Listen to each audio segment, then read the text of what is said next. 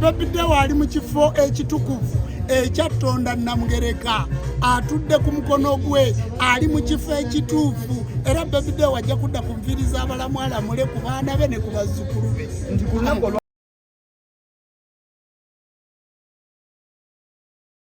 Ne banyabo njagala kubategeeza Yesu si bwa Katonda bwaffe wabula bwa buwangwa bw'Abayudaaya. Muhammadi si bwa Katonda bwaffe obwo buwangwa bw'Abawalabu. Bogedde ekyenjawulo nti ye yakyuka nadda mu buwangwa bwe nga Mukama Katonda bwe yakola ki bwe yamutonda. Kale tabadde wa sitaani era situli ba sitaani. Okusinziira ensinza yonna olunaku olwaleero eriwo wojja ogitunuulira okusinziira ku mitimbagano abantu be boogera ojja kutunuulira nga olunaku olwaleero bakuba okubeera nga engeri gye bakulaba jjajja Jjumba balabira ddala ng'omuntu ojjudde obwa sitaani ojjudde obuwangwa ojjudde ekintu ekitasaana kubeerako mu bantu. Omuntu oyo ayinza tegeera atya nti ensinza eno eriwo ey'obuwangwa tekontana na bye balowooza? Njagala okubategeeza nti obwa Katonda bwaffe Katonda bwe yali ateekateeka ensi eno Omusoga yamugamba nze Kibumba, Omunyankole n'amugamba nze Ruhanga, Omunyarwanda n'amugamba nze Imana, Omuganda n'amugamba nze Katonda, Omuzungu n'amugamba nze God, ffe n'atuwa Allah. Omuzungu bwe yajja wano Allah, Omuwalabu bwe yajja wano n'aleeta obwa Katonda bwe n'apenetrating obwa Katonda bwaffe. Kakati ne tusaanawo kyovola toyina kyosobola kukola, toyina kyosobola kuyiiya kubanga wava ku bwa Katonda bwo n'ofuuka muddu mu nsi yo. Kati Bogedde yali yagaana obuddu, kyova olaba nga wanjawulo. Jjumba Lubo aligaweesa yagaana obuddu, kyova olaba nga wanjawulo. Era olunaku olw'enkya ogenda kulaba ffe abaava mu buddu tweyisa tutya, kyova osuubira okulaba. Era ogenda kulaba tumanyi tutya obwa Katonda bwaffe. Wabula okubeera mu bwa Katonda bwo tikitegeeza kuba nsaasi. Ensaasi okusamira abasawo b'ekinnansi nabo bangi nga tebamanyi bwa Katonda bwabwe, nga basawo naye nga basiraamu, nga musawo naye nga mukristaayo. Omuntu yenna naawe osobola okudda mu buwangwa bwo, mwenna nga bwe muli wano musobola okuba nga muli mu buwangwa bwammwe. Tikitegeeza nti ogenda kulagula kujjako, kubanga si gwe Yokaana, si gwe Pawulo, si gwe Josefu, si gwe Isimayiri, gwe wali owuliddeyo Omuzungu gwe bayita Lubowa. Kakati ffe twetuuma tutya amannya gaabwe, kitundu kya buddu. Kakati mwe muli mu kujaguza okubanga muli mu buddu, kati ne mutuyita sitaani. Situli sitaani. Olunaku olwaleero we twogerera baddeko ku mokyale Mulago, naye nga abasinga emikwano gya Bogedde abasinga babadde batandise okumwesambaga okusinziira ennyingira gye yayingiramu okusinziira ku mulimu gw'abadde akola ogw'obuyimbi. Abantu abo abasinga bagamba nti abadde yakyuka nga tebategeera byakola.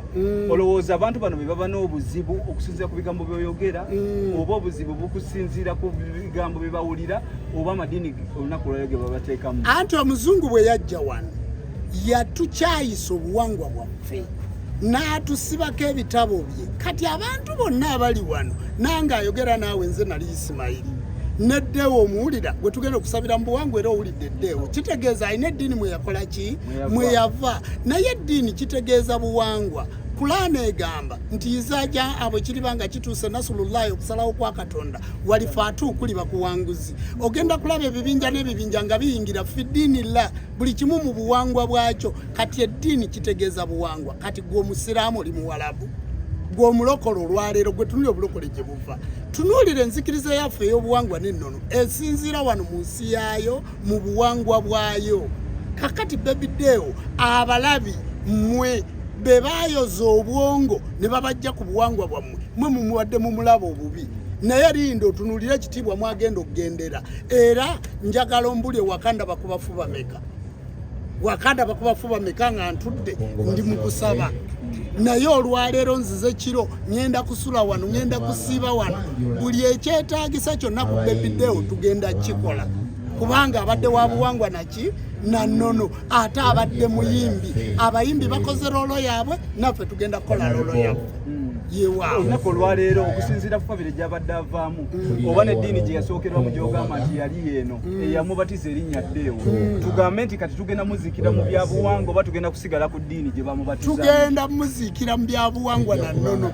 Anti ddeewo abadde wa kamera, si ewaawo abadde waki wa kamera gwegenda mu kamera ze abadde agamba ki gwali wano omanyi ki omanyi ddiini oba omanyi buwangwa nannono ku katolo bwa mawanda bawano kubanga yali atagala okitegedde namwe mulinamu abantu bemugoba ne mugamba neyo ffe todda ate ffe watulabako katolo bwamu tiyali waffe yali musawo wa kinansi musamize naye atali wa buwangwa naki naye Befuze abadde mu buwangwa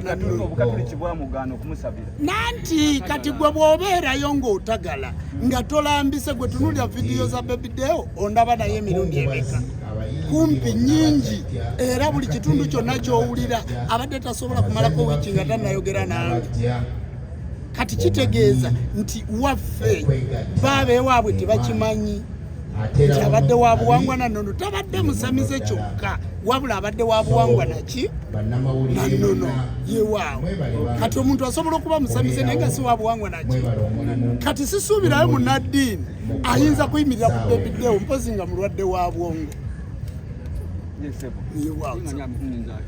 tulaba ali ku promotion ali ku BTM television tuyaza nnyo jjajja Jumba asinzire okulabika nti yongera okulabika atambuza eddiini ey'obuwangwa n'ennono mu ggwanga Uganda olunaku olwaleero era nga olunaku olwaleero yagenda okubeera nga atulabika nti atuspiyaheadinga mu kuziika kwa omugenzi Befuze oyinza otuyisamu mu nteekateeka ezimulina olunaku olwaleero enteekateeka mbadde njiyisizaamu naye kanjongeremu katono enteekateeka gye tuyina ekisooka tugenda kukwatagana bulungi n'abafamire nti omuntu abeera wakika tugenda kukwatagana ne bulungi n'abantu bonna ababadde ne Befuze kubanga ye Befuze abadde ayogera nti ntekeka entaana yange ejjajja okufa kwange bwe kuli bakutuuse nfa bwe nti tulina obutambi mugenda kubanga nsonga yennyini jjajja omuntu okubeera nga asobola okulabika nti alowooza oba predicting okufa kwe n'abitandika obitegeka ng'ogamba okakasa oti omuntu oli ali eri akulaba nti enteekateeka ezo siza sitaani oba temulimu kabi konna omuntu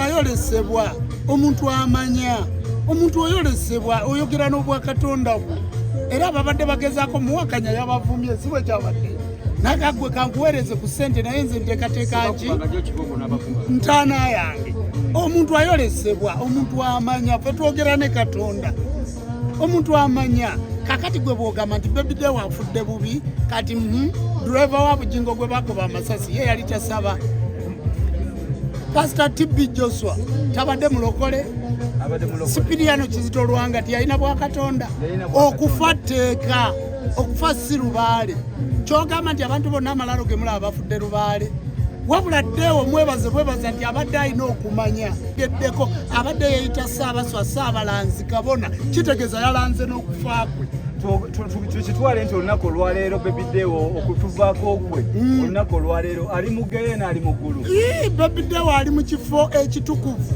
ekyatonda Namugereka atudde ku mukono gwe ali mu kifo ekituufu era Befuze wajja kudda ku nviiri z'abalamu alamule ku baana be ne ku bazzukulu be nti ku lunaku olwaleero wetwogerera Befuze ku nsi essaawa zino akyalina emirimu gy'akola oba agiviiriddeko ddala kati agenda kudda akole ng'omuzimu agenda kudda aweereze Mukama Katonda we ng'omuzimu kuba naye abadde asamira mizimu babadde asamira baafa kitegeeza naye agenda kudda fa tusinga okumanya okufa kuba abatulinnya ku mutwe baki bafu ate bw'ogamba nti Befuze ali mu geyeena abeerako kamera zino ekyo kyekiraga obutukuvu tolaba nti abantu bonna bavuddeyo muwerekera gwe tunuulira banaawerekera Befuze ojja kutegeera nti agenze mu kifo eky'okwesimba tweyanze jjajja Jumba olunaku olwaleero nkwagaliza birungi byokka olunaku olwaleero